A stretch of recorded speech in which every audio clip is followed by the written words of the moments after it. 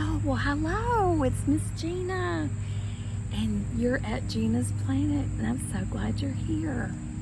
So, I thought we would dive into chapter 11 where we left off last time. Let me get my reading glasses and my sunglasses. The sun's about gone down a little bit from where I'm at. We left off on chapter 11. It says, Gusto's was closed for the night. In the dark kitchen, a loose outlet cover plate swung up, and Remy emerged from the wall. He looked around, then signaled behind him. The coast was clear.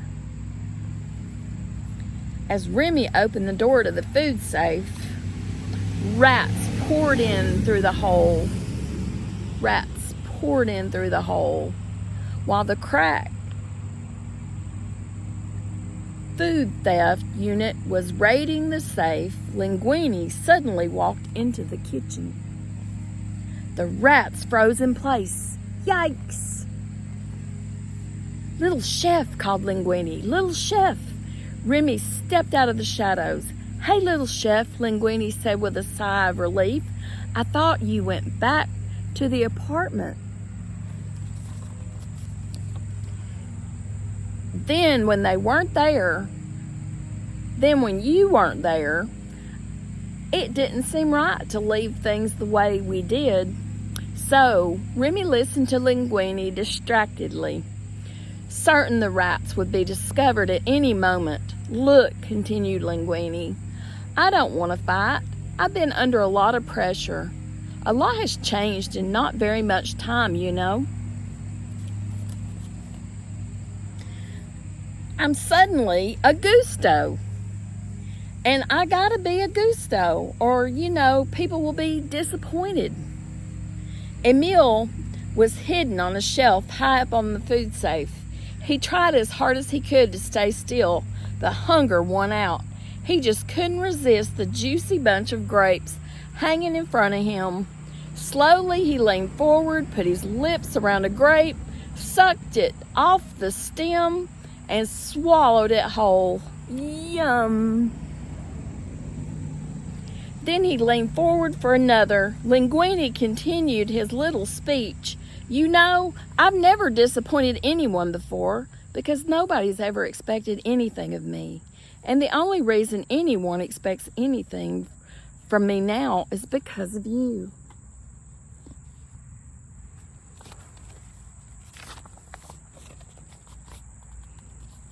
Remy listened carefully to Linguini.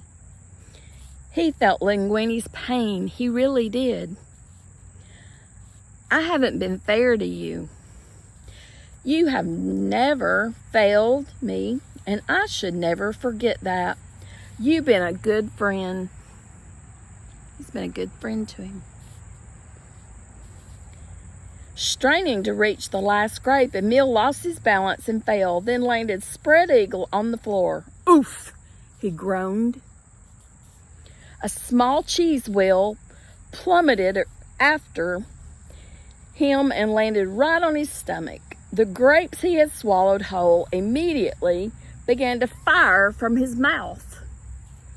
The most honorable friend a guy could ever ask, Linguini continued until suddenly he was hit right in the face by a flying grape.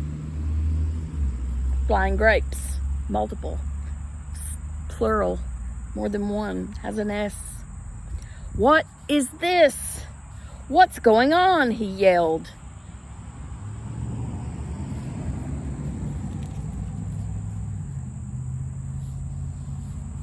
He pulled the door to the food safe wide open and caught Emile and a few other rats red-handed. His face a mask of shock and disappointment. Linguini turned to Remy as the rest of the rats made their escape. They made their escape. You're stealing from me? Linguini said in disbelief. How could you? I thought you were my friend. I spared your life. I trusted you. Gesturing, Remy tried to apologize and explain, but there was nothing he could do. Linguini grabbed a mop and jabbed it angrily at the small band of rats backing them out the rear door and into the alley. "Get out," Linguini yelled. "You and all your rat buddies, and don't come back, or I'll treat you the way restaurants are supposed to treat pests." He slammed the door behind him. Emile and Remy stared at each other. Emile broke the silence. "Wow, he didn't even try to kill us," he said admiringly. "You must be in solid with this guy." Django and the rest of the rat clan emerged from the shadows. "You're right, Dad." "Who am I kidding?" said Remy. "We are what we are, and we're rats." He looked at the kitchen.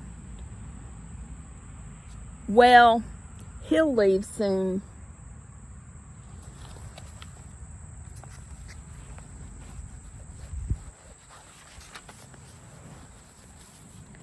Remy slowly turned away. Linguini's words had stung. He now knew where he stood with the person he had considered his best friend, and now you know how to get in. Steal all you want. "You're not coming?" asked Django.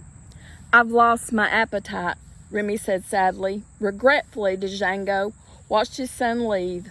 Although things had ended exactly as he had predicted, he hated to see his son so disappointed. The next morning, Linguini sat in his office in the middle of the full-blown panic attack. Colette opened the door. "Today is the big day," she told him. "You should say something to them." "Like what?" he asked. "You are the boss," she reminded him. "Inspire them." Moments later, Linguini began his pep talk to the kitchen staff. "Tonight is a big night," he said. "Appetite is coming, and he's going to have a big ego." Wait, that hadn't come out right. I mean, ego. He's coming, the critic, and he's going to order something from our menu. The cooks exchanged confused glances. Colette covered her eyes. This was not the inspiration she had in mind. Remy watched through the kitchen window. He sighed in frustration. Linguini was starting to sweat.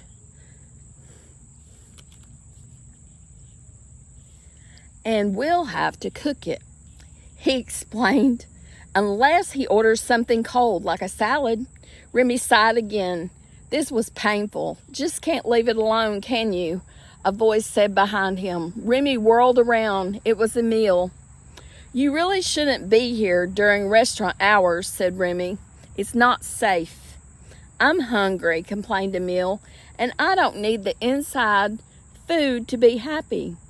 The key, my friend, is not to be picky." He cleared his throat. "Observe." Emile lifted a trap. Underneath was a large piece of cheese.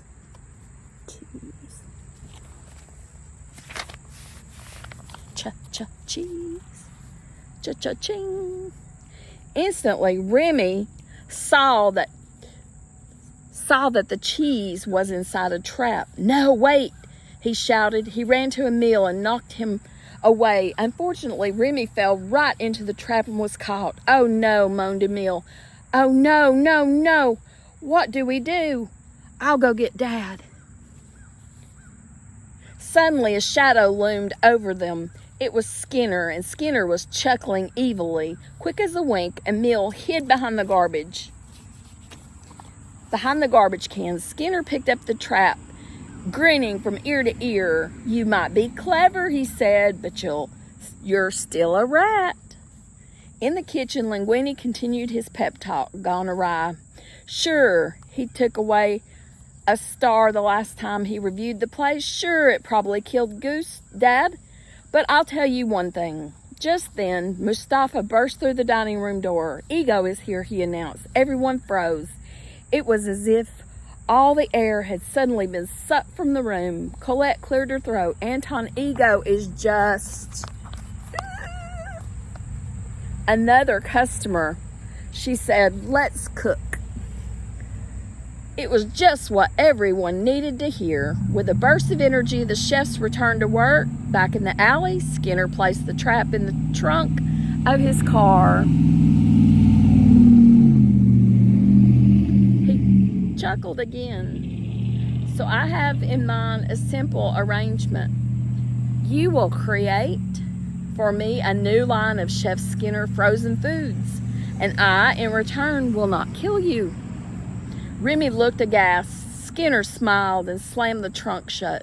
Remy grabbed the bars of his cage and shook them. He was trapped.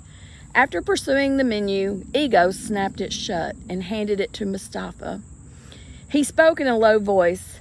Tell your chef Linguini that I want whatever he dares to serve me. Tell him to. His voice became the evil hiss. Hit me with his best shot. Mustafa scurried back into the kitchen. Skinner, disguised in a trench coat and a beret, sat at a table just behind Ego. He snapped his finger to summon a waiter, then jerked his head toward...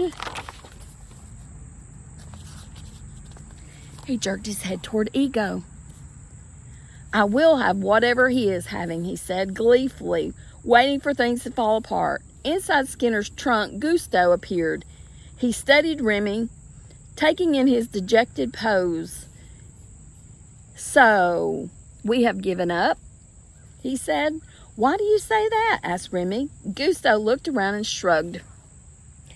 We are in a cage inside a car trunk, awaiting a future in frozen food products. No, Remy said, correcting Gusto. I'm the one in a cage. I've given up. You are free. I'm the only as free as you imagine me to be, said Gusto. As you are.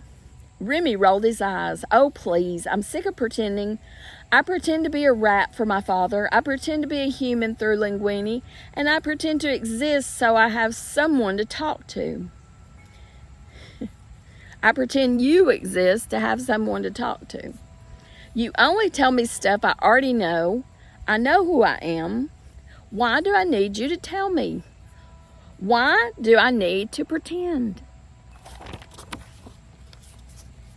Gusto smiled. Ah, but you don't. Remy, and then he faded away. Crash! Something very large and heavy fell on the trunk of the car, creating a rat-sized hole. What the? Said Remy. It was Emile. He, Django, and some of the stronger rats had toppled a stone gargoyle from the nearby building onto the car. Hey, little brother, said Emile, climbing into the trunk. Django was right behind him, working together. The three rats managed to pop the latch, holding the trap shut. Remy jumped out and gave his father and brother quick hugs. I love you guys, he said. Then he jumped out of the car and ran down the alley. Where are you going? Django called. Back to the restaurant. Remy shouted over his shoulder. To save that kid.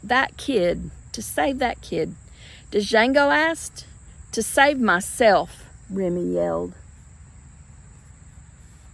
To save myself, Remy yelled. And next time we'll be on chapter 12, and I think that's our last chapter. Remember to read more in 2024 and grow your brain. And I'll see you next time.